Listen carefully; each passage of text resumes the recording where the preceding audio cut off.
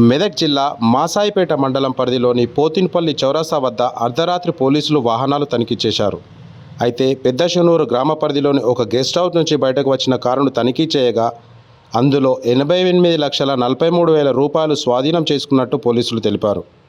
వివిధ గ్రామాలకు పంపిణీకి సిద్ధం చేసినటువంటి 27 ప్యాకెట్లలో మొత్తం 88,43,000 రూపాయలు స్వాధీనం చేసుకున్నట్టు గ్రామాయంపేట సీఐ వెంకటేష్ తెలిపారు. ఇద్దరు వ్యక్తులను అదుపులోకి తీసుకుని 2 కార్లను స్వాధీనం చేసుకున్నట్లు ఆయన మీడియాతో అన్నారు.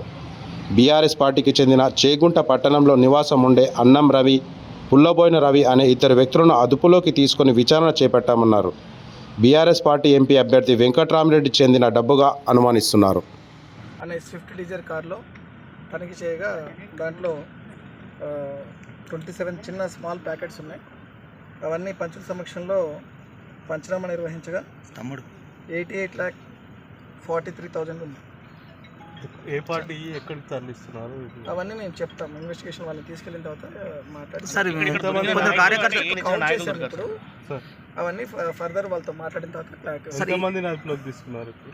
ప్రస్తుతానికి 2 ఉన్నారు, వాళ్ళతో మాట్లాడాలి. ఇంకా కొన్ని వెహికల్స్ కూడా పోయినాయని చెప్పేసి మేము 2 వెహికల్స్ మా దగ్గర ప్రస్తుతం కస్టడీలో ఉన్నాయి. ఇద్దరు పర్సన్స్ ఉన్నారు, వాళ్ళతో మాట్లాడాలి. ఫర్దర్ ఇన్వెస్టిగేషన్ నడుస్తుంది. ఒక వెహికల్ దొరికిన డబ్బులా రెండిట్లో? ఒకటే వెహికల్ దొరికింది, ఇంకో 2 వెహికల్ ఏం లేవు. సార్, బీజేపీ నాయకులు ఏమి ఆరోపిస్తుంటే 1,10,00,000 రూపాయలు దొరికినాయి, కేవలం కొన్ని దానిపైన కూడా మాకు అనుమానాలు వ్యక్తం అవుతున్నాయని చెప్తున్నారు. దానిపైన మేము ఇక్కడే ఉన్నామండి, ఇంకా పోలేదు. ఇక్కడే ఉన్నాము, పంచుల సమక్షంలో ఇక్కడే రోడ్డు మీదే చేశాము. ఓకేనా? థ్యాంక్ యూ అందరికీ.